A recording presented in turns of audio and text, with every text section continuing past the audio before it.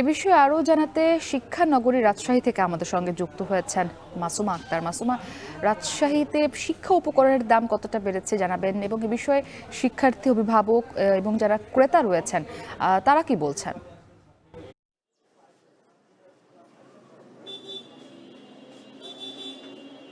মুক্তি, আমরা আছি এখন রাজশাহী মহানগরীর একটি অন্যতম যে শিক্ষা উপকরণ যেখানে বিক্রি হয়, অর্থাৎ সমবায় মার্কেটে। সেখানে কিন্তু মোটামুটি 30টির মতো দোকান রয়েছে। তবে এখানকার যারা ব্যবসায়ীরা রয়েছেন তাদের সাথে আমরা কথা বলেছি।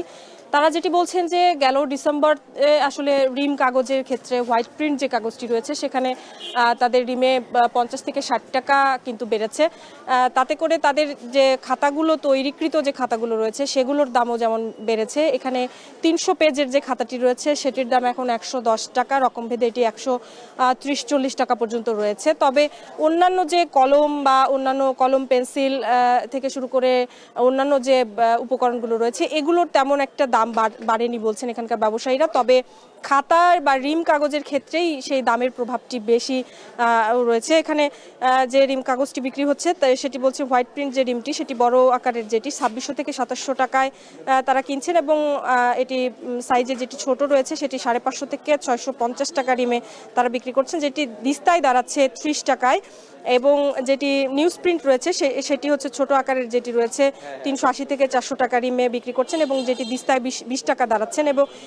এবং এছাড়া A4 যে কাগজটি রয়েছে সেটি 400 টাকা রিমে কিন্তু বিক্রি করছেন, যেটি পূর্বে কিন্তু কম ছিল, এবং জানুয়ারির মুহূর্তেই কিন্তু এই দামটি বাড়ে। এখন পর্যন্ত সেই দামই স্থিতিশীল রয়েছে। তবে এখানকার ব্যবসায়ীরা বলছেন তাদের এই দামের যে প্রভাব, এতে করে আসলে জানুয়ারি মাস ঘিরে নতুন বছরে আসলে বই বা শিক্ষা উপকরণ ঘিরে যে ব্যবসাটা তারা প্রতি বছর করেন সেই ব্যবসাটি কিন্তু এবার এখনো জমে ওঠেনি।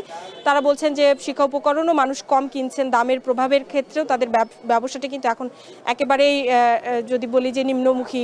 যদি বলি জানুয়ারির শুরুতে যে ব্যবসাটি তারা প্রতি বছর করেন সেটি হচ্ছে না। এখানকার প্রত্যেকটি দোকানের ক্ষেত্রেই আমরা দেখছি যে সকাল থেকে খুবই ঢিলেঢালা পর্যায়ে কিন্তু তারা জিনিস কেনা বেচা হচ্ছে। এবং আমরা অভিভাবকদের সাথেও কথা বলেছি, তারা বলছেন যে আসলে প্রতি বছরই কিন্তু শিক্ষা উপকরণের দাম এবং পাশাপাশি স্কুল কলেজগুলোতে বই থেকে শুরু করে কোর্স ফি বা কোচিং ফি যে বিষয়গুলো রয়েছে, সেশন ফি, এগুলো প্রতি বছরই আসলে দফায় দফায় বাড়ানো হয়। এতে করে অভিভাবকদের জন্য এটি কিন্তু একটি বাড়তি চাপ হয়ে দাঁড়িয়েছে। যেহেতু শিক্ষানগরী, এখানে কিন্তু শতাধিক স্কুল রয়েছে, স্কুল কলেজ রয়েছে, যেখানে কিন্তু প্রতি বছর আসলে শত শত শিক্ষার্থী, নতুন শিক্ষার্থীরা কিন্তু স্কুলে ভর্তি হয়, এবং সেই সকল স্কুলগামী শিক্ষার্থীদের জন্য এই শিক্ষা উপকরণ কিনতে গিয়ে কিন্তু বড় একটি অঙ্কের টাকা কিন্তু আসলে অভিভাবকদের দিতে হয়।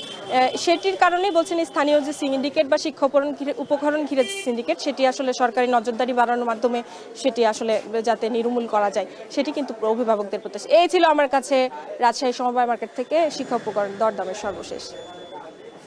আমাদের সঙ্গে মাসুমা আক্তার যুক্ত ছিলেন রাজশাহী থেকে। দেখছেন এখন জনপদে।